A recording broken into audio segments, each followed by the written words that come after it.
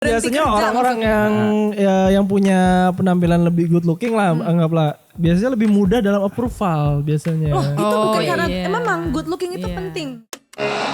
Dengerin Podcastless. Gak pakai nanti. Podcastless. Oh my god. Podcastless. Gak pakai nanti. Dengerin Podcastless. Gak pakai nanti. Sekarang berarti ya gak pakai nanti ya. Sekarang jangan juga. tunda-tunda.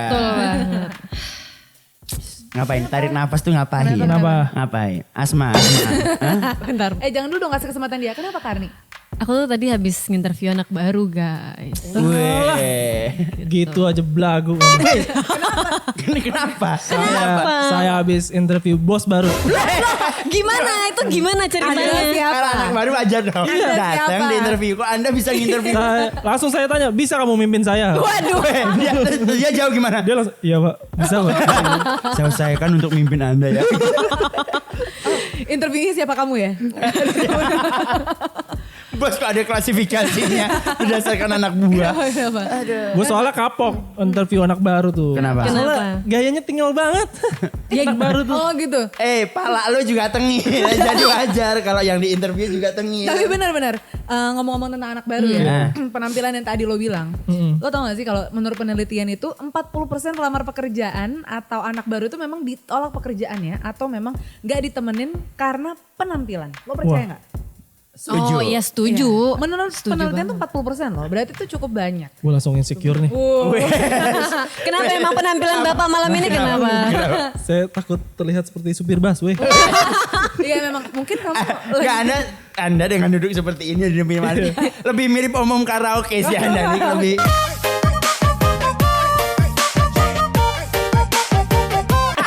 Gak gitu juga dong. Kamu Iya. merusak deh. Biasanya omong memang gitu. Geraknya sudah terbatas, Udah. sudah dibahas ini. Gerak motoriknya udah susah terkontrol. Abis joget di mana?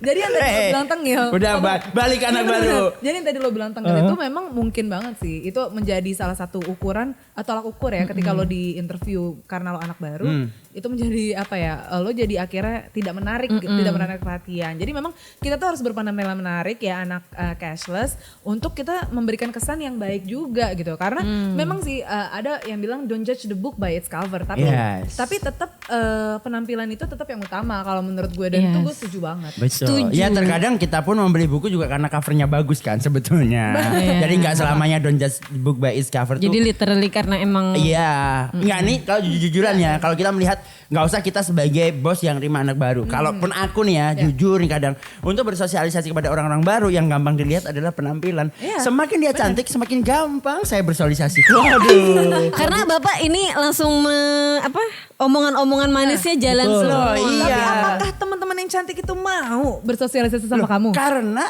otomatis dia harus mau karena mungkin kalau dia sebagai anak baru terbatas kemampuan di bidang kerja. Iya kan? Kalau ada anak baru udah cantik langsung Excelnya udah bisa rumus VLOOKUP belum? Kok susah. Biasanya gitu langsung menunjukkan skill. Tapi kalau dari pengalaman aku tadi ya, aku tuh kayaknya bukan cuma penampilan tapi body language itu juga berpengaruh gitu. Jadi Misalnya dia jalannya mundur gitu memang gak asik. ya itu aneh ya, itu aneh kalau jalannya pasti. mundur. Itu pasti Syahrini. Terjatuh di bunga-bunga. Enggak gitu sih kalau saya. Enggak, jadi kayak mereka body language-nya tuh gimana. Kadang penampilannya menarik tapi ngomongnya tengil. Ya, itu juga ngeselin. Pasti kan kita yang interview kayak apa sih belum apa-apa kok belagu. Tapi yang perlu diberikan adalah body language. Omongannya Barni, aku tuh gak suka body language-nya gak menarik. Misalnya dia cantik tapi omongannya tengil. Omongan bukan body language.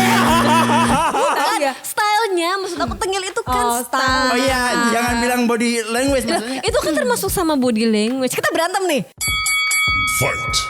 Ya, ayo dong berantem. Enggak. Anggaplah itu bukan penampilan ya, anggaplah itu kelakuan lah, kelakuan. Iya, kelakuan. intinya maksudnya ya bukannya kita yang sebagai interviewer itu pengen diagung-agungkan, enggak, cuman dengan pembawaan yang membumi, penampilan yang mumpuni itu jauh akan lebih kita lihat gitu. Karena kan di mana-mana namanya perusahaan anak baru itu pasti kan ngelihatnya kayak lo bisa gak sih sama budaya kantor perusahaan kita? Tapi bentar, budaya apa gaya membumi itu gimana? Apakah dia datang ke kantor merangkak gitu? Jadi memang dia merangkak di apapun kayak Abri. Terpesona. Terpesona. Jiwa abang-abang kalian tuh receh banget sih, langsung keluar gitu. Kita hidup zaman Abri masuk desa. Jangan meremehkan. Kalau ngerangkak itu namanya lo ngebully anak baru dong. Waduh, Gak oh iya, boleh. Ya makanya artinya membumi gimana? Enggak maksudnya Bani ekspektasimu ketika anak-anak baru harusnya gimana? Ya lo profil aja misalnya lo dari alma mater UI atau apa gitu ya, yang gue sama teman-teman anak UI, terus lo ngerasa kayak perusahaan ini butuh gue gitu, enggak gitu. Jadi kalau misalnya ditanya namanya siapa? Topeng. Dari mana? UI. Gitu doang ya? Kayak nggak boleh yang UI. Atau gini kayak dari lulusan mana? Lihat kanan kiri dulu. Saking Saya gak mau sombong. Dari lulusan mana? Jangan bilang-bilang ya Pak. Saya cuma S3.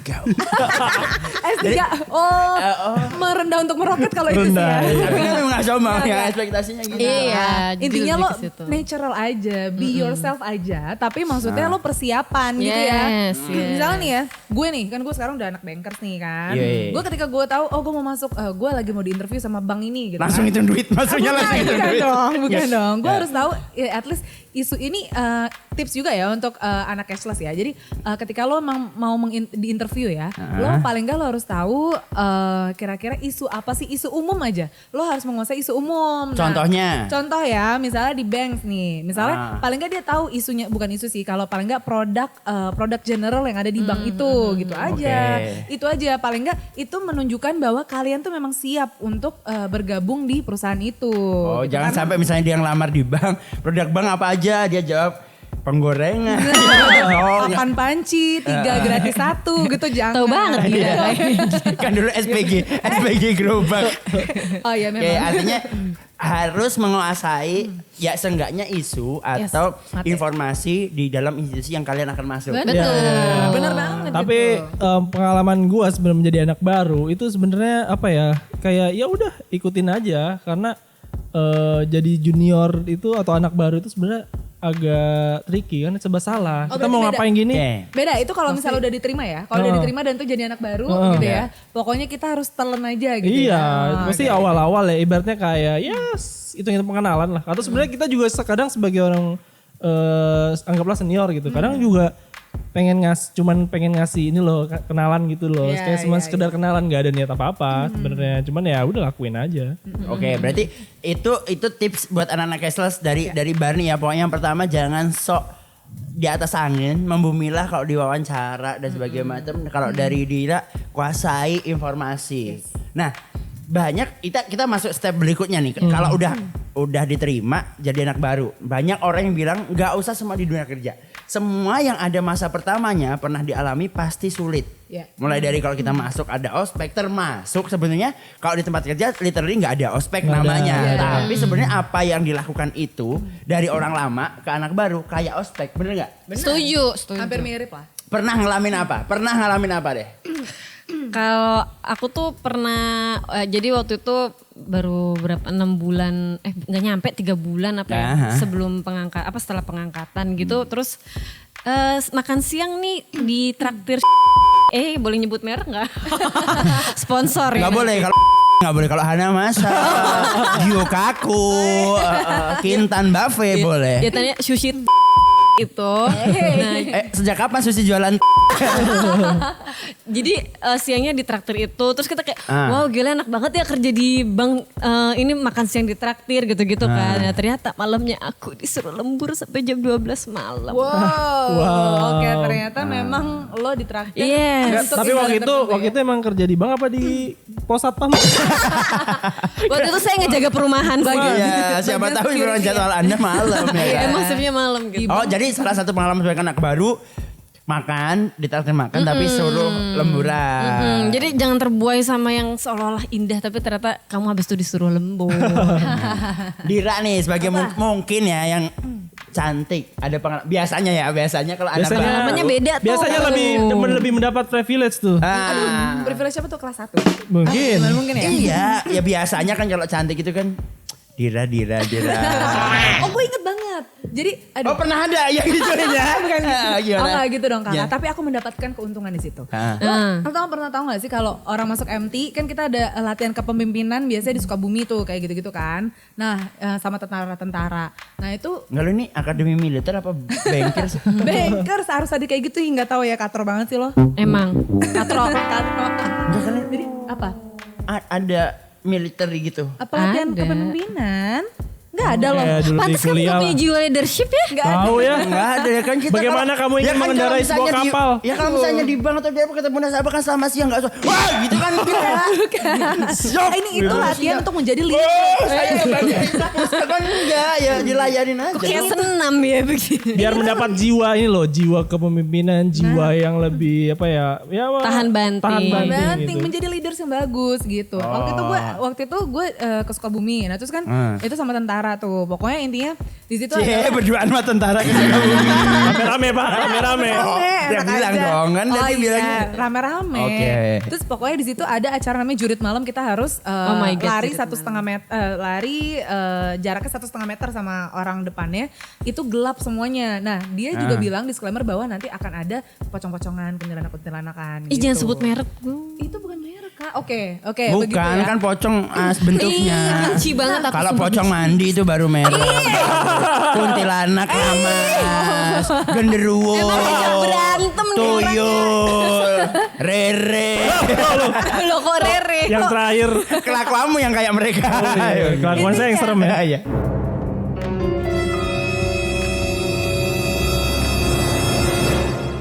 Intinya gue akhirnya menggunakan lah gue akhirnya bukan merayu, gue gimana ya, gue ngomong sama Merayu. sedikit merayu tentara itu.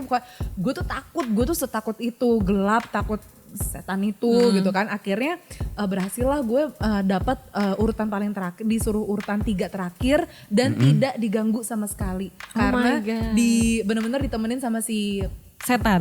Wah bukan dong. Bukan. Ya, sama Ternyata tentara dia udah itu. gaple bareng sama setan santai aja. Nih daerah. Enggak. Oke. Ngerayunya tuh gimana sebagai orang yang santai? Coba. Ya coba praktekin dong. Nah aku sama Rere yang punya Aku pengen belajar nih. punya jiwa tentara, aku sama Rere ini tergoda enggak gitu. Contoh. Jiwa abang-abang maksudnya. Iya. Kak. Kayaknya aku Gak harus. Ya walaupun Anda tentara tapi kalau ngobrol sama orang sipil gak harus siap sih. Ya. Gak harus misalnya istrimu tanya, Mas paham kan? Siap paham gak harus gitu. Gak harus. Enggak. Aku cuma ngomong biasa aja. Kak, Gimana? Kak, kayaknya aku gak bisa deh kak ngejalanin ini gitu. Emang udah pacaran pakai berapa energi, lama enggak itu ya? gak bisa ngejalanin ini? Terus? Enggak ya, pokoknya aku mau ngomong lah dengan cara yang baik pastinya ya. Ya udah, akhirnya aku mendapatkan privilege itu. Tapi terlepas dari itu di kantor pun sebenarnya bukan privilege sih. Di kantor gue nih di divisi gue itu kita dituntut untuk selalu melakukan kajian. Nah ini nih yang challenge nih. Ini jadi gue ada 2 cerita Jadi ya. kayak kumpul bareng, baca. Itu pengajian. Kajian ya. Mohon maaf. Nah itu gue waktu ketika jadi anak baru emang lagi sering-seringnya tuh kayak coba ini emang dasarnya benar nggak kayak gitu-gitu. Nah itu kita harus, kalau menurut gue sih emang tuh tadi benar yang Rere bilang, jalanin aja. Kalau emang harus mengkaji ya kita kaji gitu. Ya lakukan sesuai yang di divisi itu. karena itu sebenarnya budaya Jepang kan. Kalau Apa? harus mengkaji itu kan huruf-huruf itu. Kanji. Oke. Kanji itu yang pahlawan itu bukan sih? Enggak. Kanji itu ini. Panji. Makasih loh, makasih. Yang nyanyi dia itu loh Panji. Oh, enggak. Enggak kenapa pahlawan Oh Bang? enggak ada yang jawab Panji. Bentar. Enggak, aku enggak terima. Yang nyanyi dia kan gampang Anji. Iya. Sedangkan dia yang kalian pahlawan bisa jawab sejak kapan? Panji. Karena gak ada pahlawan Panji, Pak. Ada. Manusia milenium. Ya itu bukan pahlawan. Itu manusia revolusi weh. Iya. Bentar.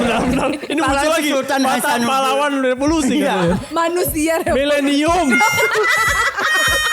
Salah semua. Kalian pernah nonton TV gak sih? Beda pahlawan, superhero. Di gue itu kalau TV itu ada subtitlenya. Subtitlenya Millennium tuh revolusi. Oh, baik. Enggak di, Indonesia, kalau di TV ku Millennium tuh subtitlenya silver. Dulu tahun 2000 itu kan silver kan? Iya benar. kan? Iya Pak. Enggak, fokus. Enggak, gini. Kalau mereka kan anak baru kan harus ya udah telan aja jadi apapun. Nah, Benar. aku tuh penasaran terhadap kalau aku sama Rere mungkin beda pelakuannya. Kalau yang cantik bisa kita nggak memukul semuanya. Biasanya kalau ada orang baru cantik, selalu ada entah itu senior, entah itu bos yang genit. Iya pasti Nah, itu. Pernah digenitin kayak apa sih? Gue gak pernah. Gue Barney gak sama pernah. itu. Itu kayak Serius? kamu dulu deh. Aku nggak pernah sih. Yang biasanya kayak Dira. Enggak, kalian cantik gak sih? Itu pertanyaan yang paling ultimate. Gue tuh Oh iya, tadi. tadi kalau jawabannya gak pernah, ya memang gak cantik. Iya. Ya. Gue tuh tadi gak mau bilang bukannya gue gak pernah. Enak aja. Pernah Tapi, dong. ya, Oke. oke. Nah dong. Tapi Gimana, gue tidak gimana tuh? menganggap dia genit. Gue tidak menganggap dia genit. Oh. Karena kamu menikmati kegenitan itu. Saya udah gak ada yang bisa genitin kamu dalam kehidupan percintaan. Enggak dong. Oh, ada yang genit walaupun tua. Oke. Enggak dong, lihat konteksnya dong. Aku juga bisa milih-milih dong. Kalau Oke. itu konteksnya memang selama itu di pagar-pagar di yang berhubungan dengan pekerjaan gue dan itu memang menguntungkan secara pekerjaan kita bersama, gue nggak apa-apa. Enggak Maksudnya- genit, genit yang seputar pekerjaan tuh gimana? Enggak. PPT-mu belum di PDF-in deh, masa gitu-gitu sih? Enggak gitu dong. Maksudnya Contoh. ada kan cara-caranya ketika kita mau dikritik sama orang yang tadinya dia mau marah-marah tapi tidak jadi marah-marah. Oke. Gitu maksud gue. Nah itu yang menurut gue tuh privilege buat gue gitu. Tapi kalau yang genit ya gue gak mau bilang lah itu genit gitu. Atau biasanya tuh kayak Dira misalnya ini kayaknya kita mencoba baik. Mencoba gitu. betul. Dia Takut kalau orang yang genit itu, takut kalau nggak terima transferan. Takut berhenti ya salah. atau biasanya Berhenti kerja orang-orang maksudnya. yang punya penampilan lebih good looking lah anggaplah. Biasanya lebih mudah dalam approval biasanya. Loh itu Oh, bukan karena iya. memang good looking itu Iya. penting, tapi nggak cuma good looking aja, tapi how to how to kamu communicate with others tuh Yeah. penting banget. Jadi nggak cuma good looking aja ya. Ya artinya sebelum kita menuju ke komunitas yang bagus, good looking itu salah satu syaratnya gitu loh. Ketika Iya. kita dihadapkan sama orang, ya boleh percaya atau enggak sih, good looking itu membantu orang untuk lebih mengiyakan. Iya. Kayak aku sama Rere maju dengan keadaan jelek, orang tuh lebih gampang enggak, tapi yang maju kalian mungkin kayak iya. Kamu gitu terbiasa dengan penolakan tandanya. loh. Ya sering, hampir setiap saat dalam hidup ada penolakan. Aduh, sabar ya Kak. Coba deh kalau kalian yang cowok-cowok gimana kalau jadi anak baru? Nah, banyak orang udah mungkin kita bahas juga ya. Banyak yang bilang anak baru yang kurang berhasil itu adalah karena dia nggak bersosialisasi dengan baik. Menurutku setuju sih. Karena satu lagi, sebagai anak baru itu sesuatu yang namanya di mana langit di mana bumi dibijak situ langit dijunjung. Ketika kita sebagai orang baru ya ikutin aja gitu loh. Iya. Sunan Kalijaga pun nggak memaksakan waktu Menyebarkan agama ajaran. Islam dengan ajarannya, diikutin budayanya. Kalau saya di situ oke aja ikutin aja gitu. Suruh bercanda ya bercanda, suruh ini ngobrol-ngobrol ya ikut, suruh nemenin malam ya ikut. Ini diterima aja, tapi kita yang aktif aja. Artinya sosial itu penting. Kalau semakin kita merasa dibully terus diam, malah nggak diam aja malah nggak diterima. Malah Justru biasanya canggung kalau juga ya. anak ini asik juga, kuat juga, malah jadi open. Udah jelek tapi asik, lumayan tuh gitu. Kecuali memang kamu udah punya handicap ganteng dan cantik, gitu nggak? Iya, Gitu iya, nggak? iya. Karena Itu bonus aja mungkin sih. kalau gue biasanya, iya rata-rata emang anak baru tuh diem aja gitu, apa pasif gitu. Nah, Sebenarnya benar. harusnya aktif kan, Betul. karena kan kalau misalnya terutama kayak misalnya baru terus nanya-nanya, Yes. Iya. itu kan wajar kan. Wajar. Paling dibilang apa sih? Nanya mulu kayak anak baru. Emang anak iya, baru. benar juga. Ya kan, Emang jadi nggak apa-apa. Nggak apa-apa. Tapi gini guys, aku tuh di lingkunganku sendiri itu tuh kayak misalnya nih ada anak baru yang aktif ya kan tadi kayak kalian bilang tuh, aku setuju banget emang Oke. harusnya aktif bersosialisasi gitu kan, cuman kok kadang ada omongan miring yang bilang kalau itu tuh menjilat ya. Oh, itu tergantung. Ya tergantung aktivitasnya gini kan. Ya, Enggak, maksudnya emang harus aktif yang kayak gimana sih biar nggak dibilangin penjilat gitu. Tapi memang benar. Itu bukan benar menjilatnya, tapi maksudnya ketika lo banyak bertanya, lo juga harus maksudnya harus tahu gitu ya. Nanyanya juga harus nanya yang berkelas dong, harus berbobot gitu maksud gue. Ketika memang itu tentang pekerjaan gitu, lo ngomong sama kolega lo yang ngomongnya tentang kerjaan. Jangan tiba-tiba kayak lo nanya tapi sesuatu yang gak relevan malah jadinya kayak apa sih lo? Iya, gitu. mengganggu, jadi mengganggu gitu. Jadinya terkesan menjilat atau caper gitu. Intinya gitu sih. Kalau misalnya di gue itu kadang gue nangkapnya gini sih, anak-anak baru ini yang masuk mencoba buat aktif tanpa mencari tahu lebih dulu apa yang terjadi di unit itu gitu. Jadi kayak jatuhnya tuh kayak misalnya nih secara hierarki pekerjaan harusnya mungkin dia update dulu ke atasannya, tapi karena dia nggak tahu organisasi dan struktur lain sebagainya, dia tuh kayak nanyanya langsung ke pemimpin di atasnya lagi yang which is orang-orang lama pasti akan menilai bahwa apaan sih lo ngejilat banget gitu.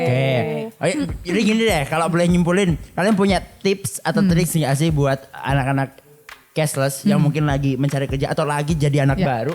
Tipsnya apa? Kalau aku boleh mulai pertama, sebagai orang baru carilah sosialisasi di luar pekerjaan, tapi yang asik-asik aja dan secukupnya. Asik boleh, so asik jangan. Artinya kalau tanya, ya udah secukupnya dulu. Yang penting kalian kelihatan bahwa kalian pengen mengenal. Misalnya Rere, lagi orang baru ya tanya aja. Mas Rere kenalan, Mas Rere saya Topeng, Rere apa kabar, rumah mana, kosan sepi atau enggak? Enggak, artinya tanya, tapi secukupnya. Jangan terus tiba-tiba sok tahu dan sebagainya macam. Di luar itu, kalau pun nggak bisa masuk kerjaan kan anak baru, cari yang soal makan. Mas Rere biasanya makan di mana? Makan bareng. Itu kalau dari aku. Terus kalau dari ada orang masuk namanya orang baru, misalnya dibully katain, terima aja, jawab tapi yang asik. Semakin kalian berada di situ nggak kelihatan marah atau masih asik, pasti keterima. Asik juga nih anak, biasanya gitu. Kalau dari yang cewek-cewek ini biasanya gimana nih? Dira coba dari Kalau Dira. aku sih simpel aja sih, selain yang tadi, intinya kamu membuka diri aja ke kolega kamu ya, misalnya ya kalian banyak ngobrol aja, tapi cari obrolannya yang kalau bisa sekaligus menggali terkait kerjaan kamu itu. Kalau menurut aku sih pelan-pelan aja gitu, karena pelan-pelan saja. Asik. Berarti ini kerjanya sama tantri. Cuan enggak ya? Gitu. Kalau aku pokoknya jangan pasif lah gitu. Anak baru emang dituntut untuk aktif, tapi aktifnya juga aktif yang berbobot ya pastinya. Oke, jadi Dira aktif tapi yang berbobot gitu. Berat dong. Oh iya. Aku. Sadar diri. Benar. Coba. Kalau dari Bapak yang sudah pernah mewawancari bos sendiri ini tips buat anak baru apa kayaknya kok biasa. Kalau sesuai pengalaman gue tuh biasanya anak baru itu nggak mungkin sendiri.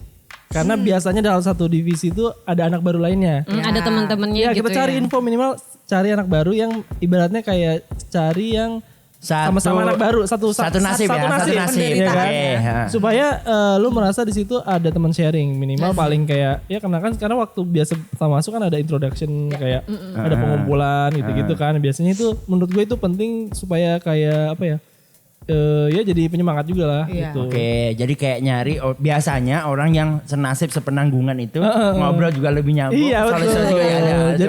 Jadi apa tingkatnya tuh sama, nggak terlalu so asik, lu nggak terlalu ngejilat banget. Oh itu tips dari Rere. Artinya kalau misalnya kebetulan di perusahaan itu atau di teman-teman masuk kerja nggak ada anak baru, cari anak baru di perusahaan lain. Kejauhan sih. Tapi kan message-nya satu. Jadi masuk ke perusahaan kayak permisi ada anak baru. Benar, siapa tahu bisa studi banding ya kan. Nggak bisa. Habis itu malah pindah kantor. Banyak kasus seperti itu ya. Tapi berarti artinya kalian setuju sebagai anak-anak castle yang baru ya udah terima aja, lakuin aja. Kalau komunikasi nggak usah too much, nggak usah terlalu menjilat, hadapi yang asik-asik, komunikasi secukupnya, yang enak-enak aja, bener. Karena percaya atau nggak percaya, namanya setiap awal itu pasti menyusahkan, ya kan. Tapi kalau ya seperti kata pepatah, awalnya emang nggak enak. Awalnya emang sakit. Apa ya kira-kira? Tapi kalau dibiasakan tembus juga. Awalnya emang sakit. Tapi kalau dibiasakan betul. Enak. Nggak, ini maksudnya Apa sih? ya kalau jadi anak baru maksudnya. Kan tadi Bapak itu kayaknya bersusah-susah dahulu. Bersanat itu bukan sih? nggak nyambung. Itu lebih berusaha. Kalau ini anak baru ya udah memang mungkin awalnya nggak enak, tapi kalau itu dinikmati akan jadi yang enak. Iya. Akhirnya mungkin awalnya dibully, disuruh-suruh, diceng-cengin mah nggak enak, tapi begitu sudah diterima jadi asik juga. Iya. Dan anak baru nggak selamanya baru ya kan? Betul. Pasti dia Iya. akan menjadi anak lama. Betul. Walaupun tetap dibully jadi anak lama. Jangan dong. Kalau udah jadi anak lama masih dibully. Gue punya teman, dia padahal orang lama, tapi dia juga yang dibully. Dan bahkan anak baru pun membuli si orang lama itu. Itu parah banget sih. Itu ada sih, itu pasti ada, itu pasti ada. Katanya, aduh Yes, yes. kasihan banget sih itu. Artinya dunia baru pasti selalu ada, selalu ada yang pertama dalam hidup ini, makanya cukup hadapi, enjoy, relax karena semuanya akan asik pada waktunya. Yes. Sama seperti kalau kita mendengarkan podcast Les. Gak pakai nanti. Ya. Terima kasih telah mendengarkan Podcastless. Sampai jumpa di episode selanjutnya ya.